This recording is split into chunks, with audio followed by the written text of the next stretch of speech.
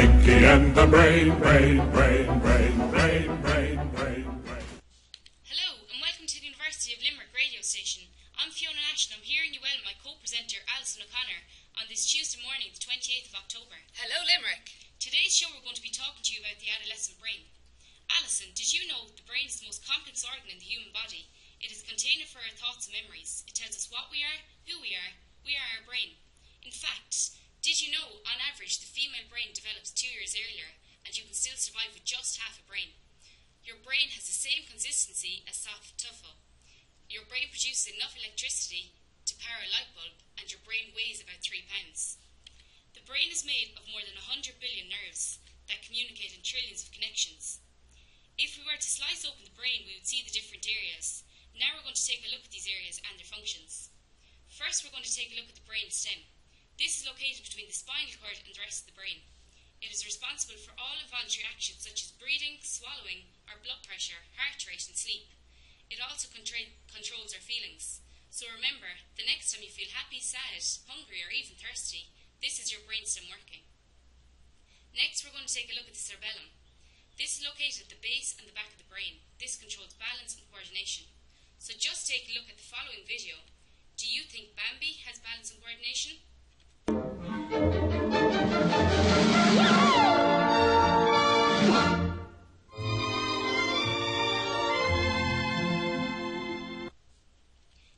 Take a look at the cerebrum.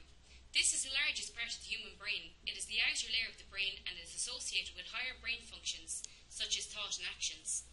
It is divided into 4 different sections called lobes, which are named the frontal lobe, partial lobe, temporal lobe and the occipital lobe. Finally, we're going to take a look at the prefrontal cortex. This is located at the very front of the brain, just behind the forehead. It occupies about 30% of the brain. Medical studies have shown that the prefrontal cortex is the last section of the brain to mature. In fact, its development is not until around the age of 25. This late growth is likely the reason why adolescents engage in high-risk behaviours, even though often they understand the potential behaviours. Alison, what do you think? Gosh Fiona, it is a complex organ. There are many factors that affect the human brain. Let's look at some of these in more detail. The use of drugs, alcohol and marijuana lead to poor memory, focus and spatial awareness. Teenagers have a higher tolerance for hangovers. It is important to note that the regular use of marijuana changes the structure of the brain, which affects memory, problem solving and decision making. Teenagers tend to stay up longer and wake later, so they deal with sleep deprivation due to early school schedules, which leads to irritability, depression and impulse behaviour. Fiona, did you know that some schools have even tried a later school day? My God. Moving on to puberty. It is a well-established fact that girls develop first, then boys. Teachers should take this into account in the classroom, as well as teenagers' moodiness and attitude. Children with ADHD have a smaller prefrontal cortex. The prefrontal cortex is responsible for self-regulation of behaviour, coordination and control of motor behaviour.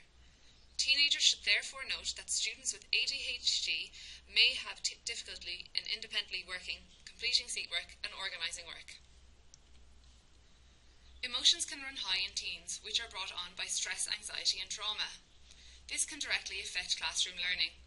If learners feel unsafe and anxious, they are not likely to focus their attention on academics. It is important to note that mental health has effects on the brain. The school environment can help by providing individual counselling services, implementing safety crisis planning, having youth development activities, case care management and group work. We have Richard Murphy and Dean O'Reilly here with us in the studio who are going to talk to us about neuroscience and teenagers in the classroom. Welcome, Richard. Thank you, Ali, and thanks Fiona for having me on today to talk to you about the adolescent brain.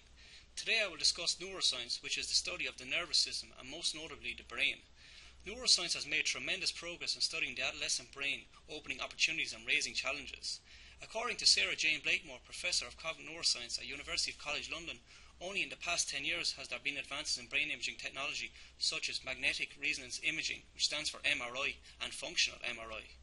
Neuroscientists have started to look inside the living human brain of all ages and to track changes in brain structure and brain function. In relation to adolescence, there are 4 specific structural changes. 1. There is a decrease in grey matter in the prefrontal region, and secondly, there is an increase in white matter in the prefrontal cortex. Thirdly, there is important changes in activity involving the neurotransmitter dopamine, which occur during early adolescence, especially around puberty. And fourthly, there is an increase in the strength of connections between the prefrontal cortex and the limbic system.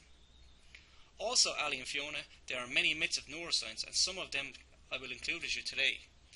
The left brain, right brain myth claims that particular types of brain activity, logical, artistic and linguistic, are found in either the left or right hemisphere of the brain, and that people are predominantly left or right brain thinkers.